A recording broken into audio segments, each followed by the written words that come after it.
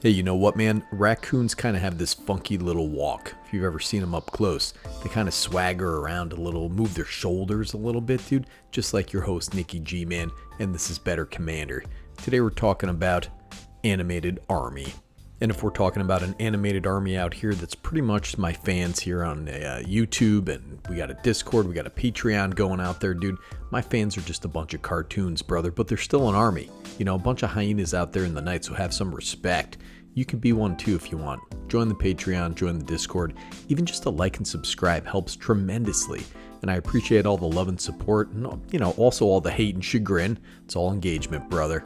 And let's take a look at the new legends here, starting with the face commander, Bello, Bard of the Brambles. 1 red and a green for a legendary creature, raccoon bard, just like me.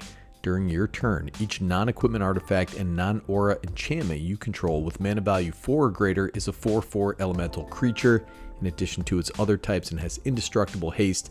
Whenever this creature deals combat damage to a player, draw a card. Now this is super interesting, right? It's a design I haven't really seen in these colors. Should be noted that this overrides your enchantment creatures and artifact creatures as well. Leaning into that can be pretty nice. So say you have a Sandstone Oracle on the battlefield, right? 7 generic mana, artifact creature, Sphinx, it's a 4/4, has flying. When this thing enters, choose an opponent. If that player has more cards in hand than you, draw cards equal to the difference. So with Bello out there, we determined that this is a non-equipment artifact with mana value 4 or greater.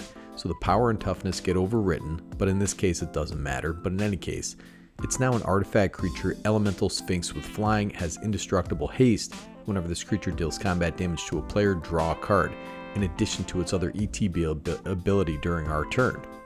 Now we can use that override ability to our advantage with artifact creatures that have mana value 4 or greater, but puny power and toughness like Solemn Simulacrum. Surprised to see it's not in this deck. Anyways, the other new legend is Wildsear, the Scouring Maw. This guy's 3 red and a green, legendary creature, elemental wolf. It's a 6/6 with trample. Enchantment spells you cast from your hand have cascade. That's it, dude. Pretty simple ability here, very aggressive stat line, 6/6 with trample stamples, and it's a flaming wolf, dude, just like Nikki G, minus the wolf part. Just kidding, dude. Settle down. So what are some of the new cards in here, and do they suck? We have the Trail Tracker Scout, 1 and a green creature, Raccoon Scout. It's a 1/3, not bad. Has tap, add 1 mana of any color. Whenever you expend 8, return up to 1 target permanent card from your graveyard to your hand. My cuteness levels are out of control right now, dude. I love a good mana dork, but this has a big butt, and that sweet gravy ability. I expend 8 at least once a day. Get that first cup of coffee, oh man, I gotta go expend 8, dude. Anyways, we got the Wandertail Mentor here, red and a green, creature Raccoon Bard. It's a 2/2. Whenever you expend 4, put a +1/+1 counter on this guy, has tap, add red or green. This guy is just a Joe Biden of a raccoon out there, just an old fella. I like this fine as a mana dork, you know, it's pretty standard. Oh my gosh, look at this little fella, the Prosperous Bandit, 2 and a red, creature Raccoon Rogue. It's a 2/2. Have Offspring 1, has first strike. Whenever this creature deals combat damage to a player, create that many tap treasure tokens. This guy is just a little fellow with an acorn hat. I want to give him a treat, you know? But this would be awesome if we had some ways to make it really big. We've seen this with Old Gnawbone, Reaver Cleaver, but this puts the tokens onto the battlefield tap, so it's not quite as good. And, I mean, at a maximum, you're making 2 with this guy unless you can make it really big. Now this is quite interesting, the Brightcap Badger, 3 and a green for a creature, Badger Druid. It's a 3/4. Each fungus and sapperling you control has tap, add green, which is pretty nice, man. At the beginning of your end step, create a 1/1 green sapperling creature token. Also has a little fungal frolic out there. 2 and a green for an instant adventure, create 2 1/1 green sapperling creature tokens. This is kind of a versatile role player. Pretty good in aristocrat decks. You know, I did a fungus frolic at a fish show in 1997, man. Never recovered. The guy next to me gave me some fungus. I traded him some fungus in return, dude. We had a frolic. Just a bunch of damn frolickers out there eating the fungus. Who cares? Then we have the Evercoat Ursine, 4 and a green for a creature, elemental bear. It's a 6/5 with trample. It's pretty big, man. Has hideaway 3, hideaway 3. Whenever this guy deals combat damage to a player, if there are cards exiled with it, you may play one of them without paying its mana cost. Not bad, man. Listen, I grew up in the Northeast, alright? And bears aren't cute, cuddly friends.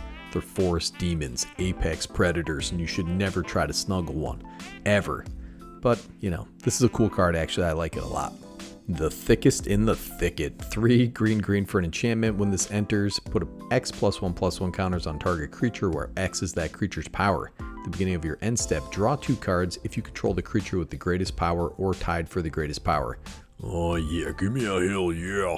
Woodland creatures pumping straight walnuts out there, dude.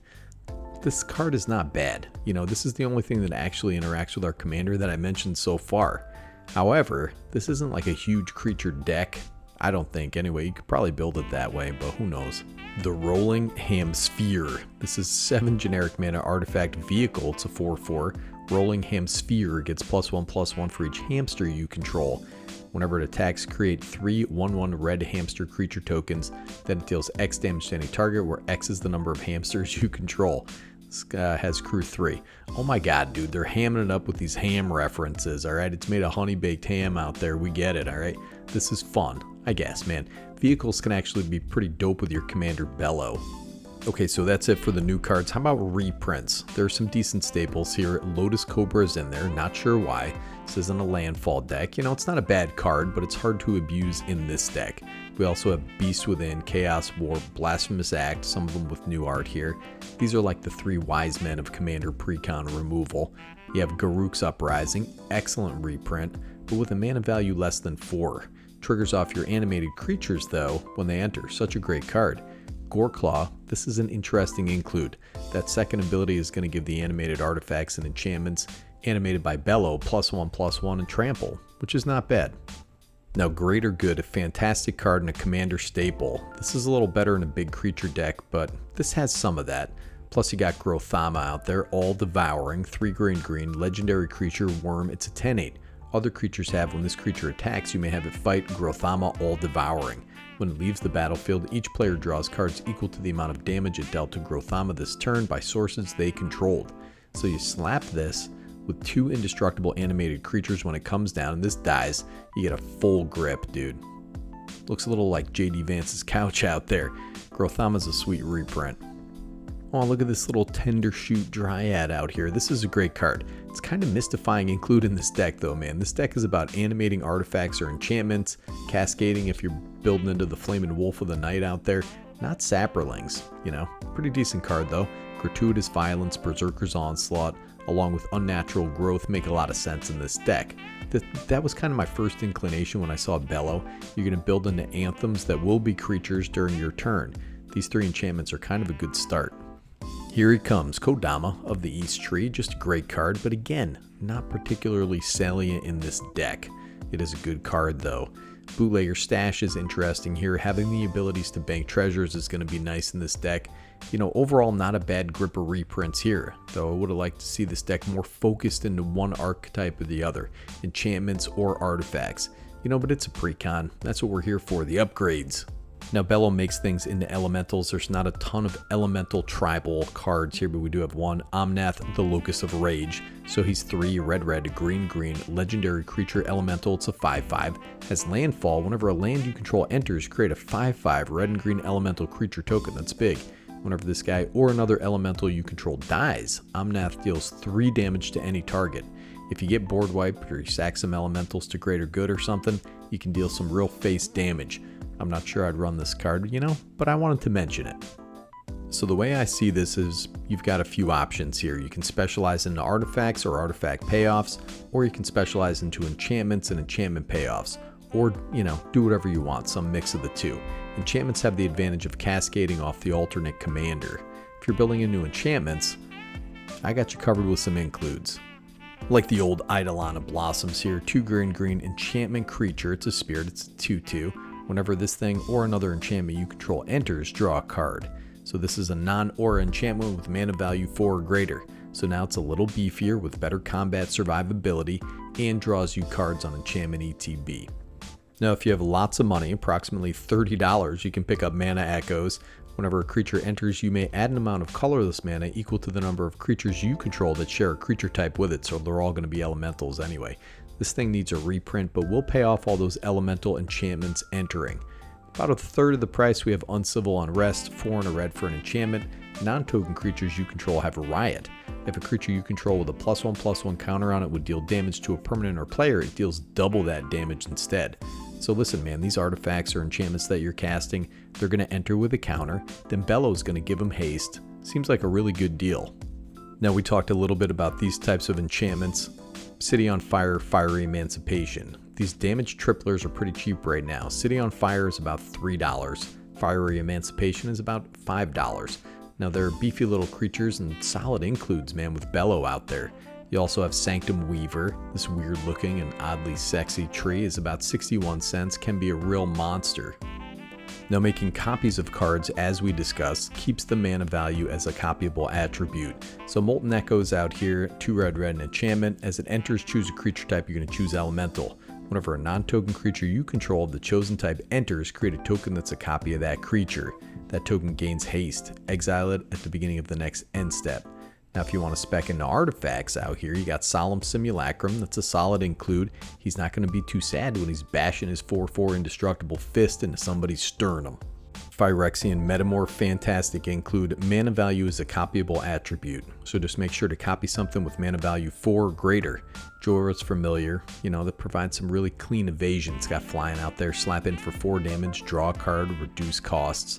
Crypto Thrall and Canoptek Spider from Warhammer 40k decks provide protection and additional card draw. Love these cards. And of course, the Scavenged Brawler, 6 generic mana artifact creature construct. It's a 4/4 with flying, vigilance, trample, and lifelink. Has 5, exile it from your graveyard, choose target creature. Put 4 +1/+1 counters on it, a flying counter, vigilance counter, trample counter, and a lifelink counter on that creature. Activate only as a sorcery. I love this thing, man. Looks like a damn Cazador from Fallout and provides some pretty great value. Oh yeah, here's the secret tech, buddy. This is a great deck for Skitterbeam Battalion. 9 generic mana, artifact creature construct. It's a 4/4, but wait, has prototype. 3 red, it's a 2/2. Trample haste. When it enters, if you cast it, create 2 tokens that are copies of it. So each copy is going to have mana value 5 if you cast it for that. So they're all going to be 4/4s with indestructible, trample, haste, and will draw cards on player damage. All that for 5 measly mana. Now also remember, building into artifacts has the additional side effect of making the bigger mana rocks like Thran Dynamo, which is in the deck to begin with, into creature threats if you don't need them to tap for mana at any given point in time. So I did a little upgrade here. It's about $30, but I would say it probably needs a little more focus. Honestly, Bello seems like a fun build around. I honestly wouldn't buy the Precon. I'd just pick them up, build into artifacts. The Flame Dog seems really cool and everything and would be an excellent aura commander just by himself. You're getting 2 for 1 with Wildsear, which kind of shores up the weaknesses of aura decks. Card disadvantage. Anyways, man, listen, very interesting set of cards. Enjoy your day out there. Don't work too hard, all right? Listen, tell your boss Nikki G said take the day off. It's me signing off, brother.